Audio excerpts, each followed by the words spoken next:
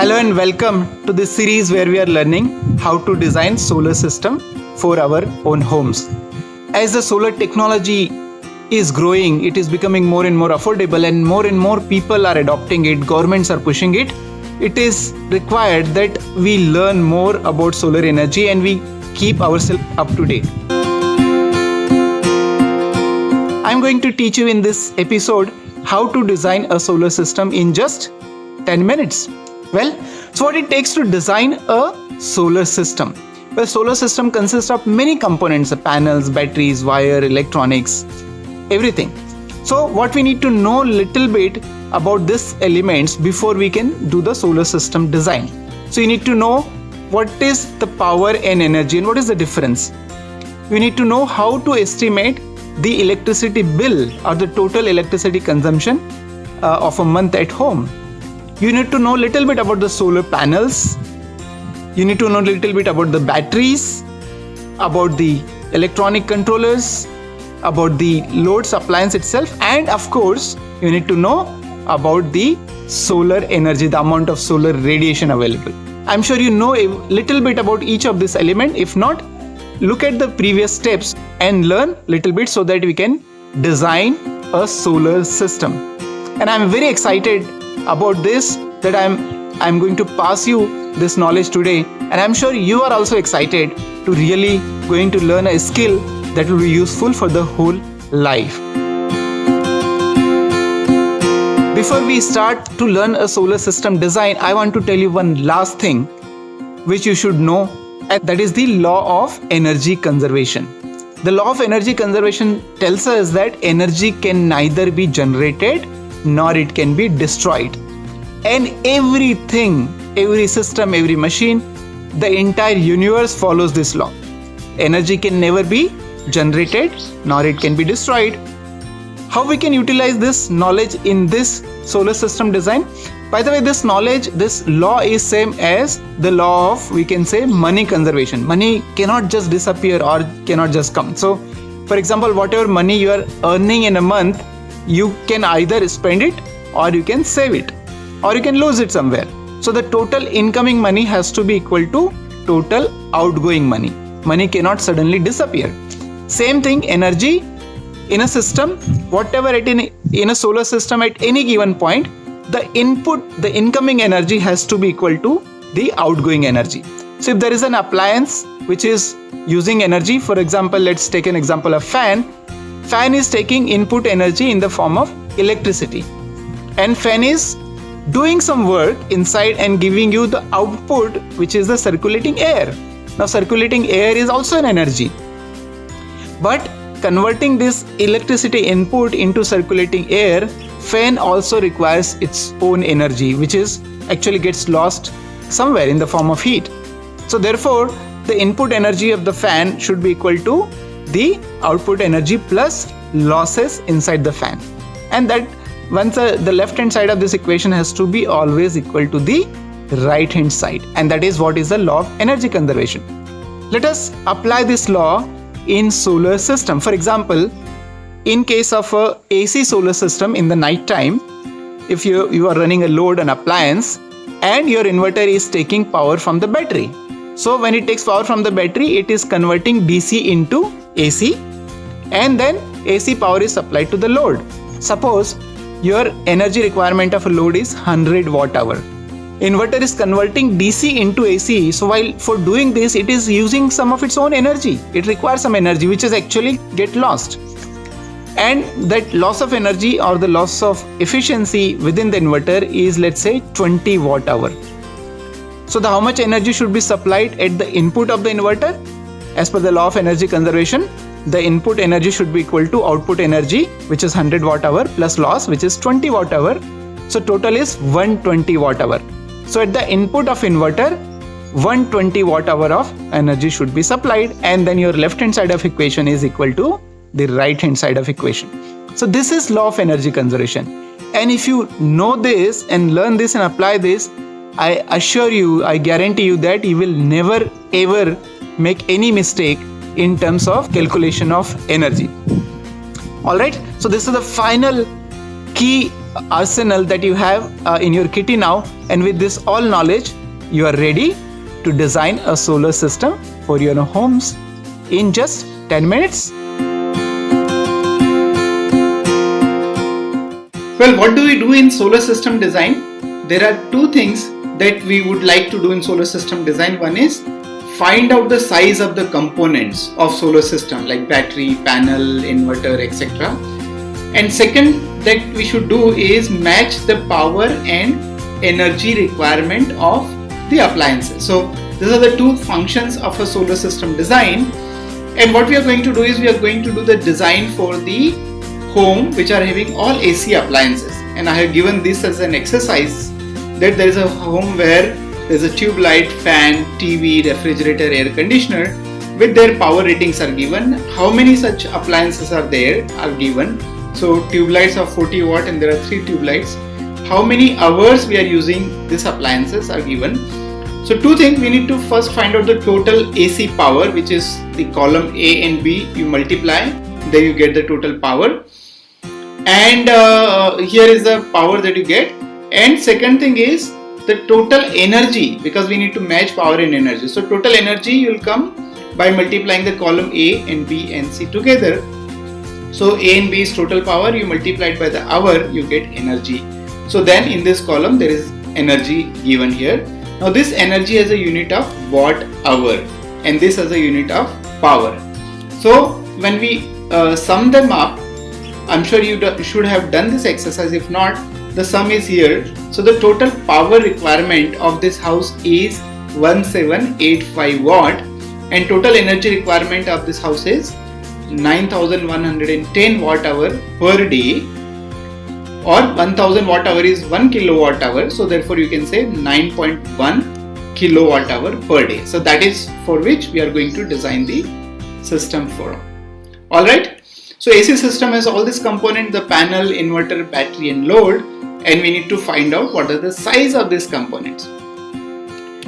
Normally what happens is the energy is generated by panels and flows in this order, but when we do the solar system design, we actually follow the reverse path. What does it mean that first we are going to figure out the load, inverter, then the battery, and the last we will design the size, the solar panel. So we know what is our load. Our load is 1785 watt. That is the power, total power of home, and the energy that it requires per day is 9.1 kilowatt hour per day. Now this energy has to be supplied by the inverter. So I know my power requirement is 1785. So if I want to choose an inverter, I would choose an inverter of little higher power, and typically the power rating of 2 kilowatt or 2 kVA matches very well, which are available in the market. So I would choose an inverter of 2 kVA. Now 9.1 kilowatt hour has to be supplied by the inverter. Inverter is doing job of DC to AC conversion, and some energy will be lost within the inverter. So I am considering a 20% loss. So 20%, that is 0.2 of 9.1 is 1.8 kilowatt hour per day will be lost in the inverter itself, and therefore the total input energy that should be supplied to the inverter is 9.1 plus 1.8, that is 10.9 kilowatt hour per day.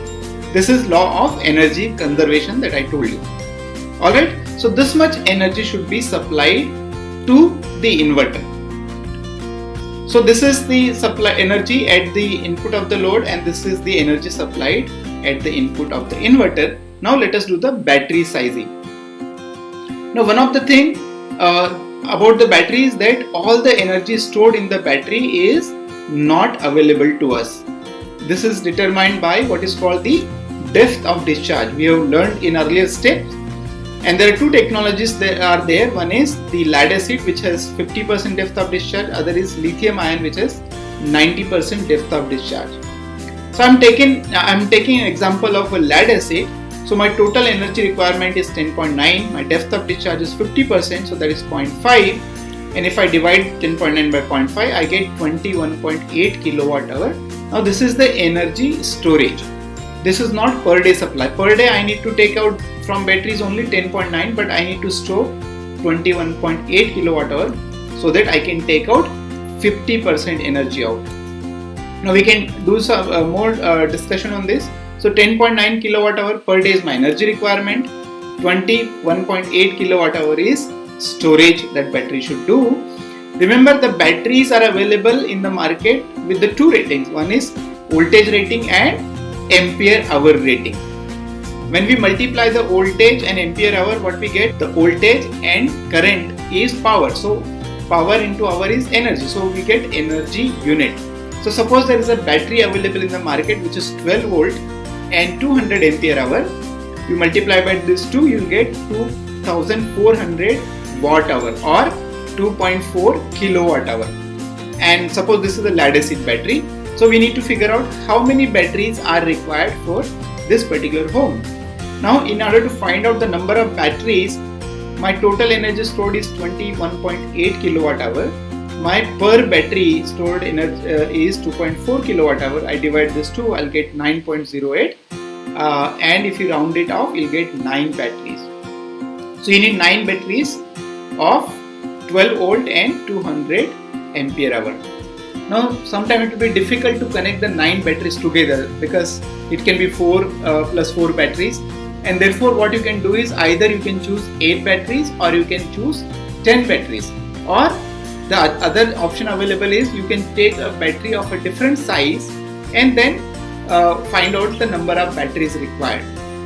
Now this is the battery which will give you 1 day storage, but in some case if you want to 2 day storage, then you can actually you have to add more batteries. So 2 day storage means it's a choice of the user. If you want 2 days, 3 days, according to that you need to multiply 2 times or 3 times energy. So suppose your storage you want 2 days, then 1 day storage 21.8 multiplied by 2, you will get 43.6 kilowatt hours. So you should choose a battery according to the number of days of storage that you want. Alright, we know the size of the inverter, we know the size of the battery. And so this stands like this: the input energy at the load, input energy at the inverter, and the battery requirement. Now I need to find out the input energy to the battery, and for that I need to figure out what is the losses in the battery. Now typically the losses in the battery I have taken here is about 15%, and it varies something like 20 to 10% depending on what technology. So take 15%, which is 0.15. So my output that should go is 10.9. As compared to that, 15% losses will take place here, so it will come to 1.6 kilowatt hour. As a result of that, my input to the battery is 10.9, which is this, and 1.6, which is the loss. So total is 12.5 kilowatt hour per day. Again, what I have applied is law of energy conservation. Alright, so now I know the input energy that required to the battery is 12.5 kilowatt hour per day. My next is this energy is coming through the inverter, and inverter has certain electronics that takes care of the battery charging and discharging controls, and that takes care of the maximum power extraction from the panel. But this particular portion is very efficient. So I am considering here a 4% losses. So if I take 4% losses, I will get add 4% losses to 12.5 kilowatt hour per day, you will get 13 kilowatt hour per day. So that much is the energy now should be supplied by your panel. So panel should supply 13 kilowatt hour. Let's see more details. Now, like every other component, your panel will also have some losses. Typically the losses in the panel are higher because of the temperature, because of the mismatch, because of the dust, and it would be good to consider about 25% losses. So how much is the energy that will be getting lost? One is, so 13 kilowatt hour, 25% I have taken 0.25. So then you get 3.25 kilowatt hour per day will be lost in the panel itself. So how much energy should be generated by panel? So 13, that is required, and it should also compensate for the loss, 3.25. So total it will become 16.25 kilowatt hour per day. That is the panel that it should generate energy. Now remember, in case of solar radiation, the unit is kilowatt hour per meter square per day. So much energy falling in a given area per meter square per day. Let's take an example, a location which is having radiation of 5.5 kilowatt hour per meter square per day. Now we need to find out how, and now this radiation varies from morning to afternoon to evening, but our panels are rated for 1000 watt per meter square. This is standard test condition. So we need to figure out how many hours of this peak radiation will be there. So therefore it is very simple. I will divide this number 5.5 kilowatt hour per meter square per day by 1000 watt per meter square. So if I divide this two number, what you will get is simple to remember. Just get this number, 5.5 hours per day. So that much is my total solar radiation equivalent to the test conditions. Now I know how much hours of solar radiation per day equivalent to the test condition. Then it is very easy to find out what is the power rating of your solar panel. So 16.25 kilowatt hour per day is what is required. 5.5 hour per day is my solar radiation hours equivalent to test condition. If I divide these two number, I get the hour per day and hour per day get cancelled. What is remaining is kilowatt. So the total power requirement of panel is 2.95 kilowatt. Now when you go to the market, suppose you get a panel of 250 watt you are going to use, and this 250 watt is the peak or the maximum power rating that normally is available in the market. So 2.95 kilowatt and divide by 250 watt, you get approximately 12 panels. So that's it. We have done the system design. We know the now various component size in the solar home system. Load energy requirement, let us take the summary. The load energy requirement is 9.1 kilowatt hour per day. The inverter rating should be 2 kVA. The battery storage should be for one day is 21.8 kilowatt hour with 9 batteries of 12 volt and 200 ampere hour. Solar panel is 2.95 kilowatt and we need 12 panels of 250 watt each. So that's it.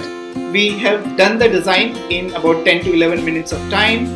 I hope you really learned how to design a solar system for your own homes, and this knowledge would be useful for a long time, and you're not going to forget this. There's one last thing that is remaining in this series, that is how much the solar system costs. What is it? How much it's costing? Where I can procure? Where I can install? Are there any subsidies? Or things like that. The very little knowledge that I will be giving you in the next episode. So till then, stay tuned. Do the homework that I am giving you here. Today's activity that I want to give you is finding out or designing the solar system for the DC appliance. So similar to the AC appliances, I have taken exactly the same appliances, but now these are the DC appliances. These are the DC power rating, and you can actually do the calculation and find out the total power rating and the total energy rating. And the design of solar system for the DC appliance will be similar to the solar system for the AC appliances. Today's activity for you is to design a solar system which consists of DC appliances, and per day energy requirement is 5.1 kilowatt hour. So share this with your friends and family members so that everyone can learn about solar systems and it becomes part of our life. As we get into the more troublesome situation in terms of climate change, we need to really learn more and more about solar energy and adopt it in our daily life. And for that, people should know more about solar energy. As a result of that, I request all of you to share this with as many people as possible so that everyone can become energy literate or solar energy literate and use this solar energy in their daily life. Stay tuned, stay safe, stay inside, and bye-bye.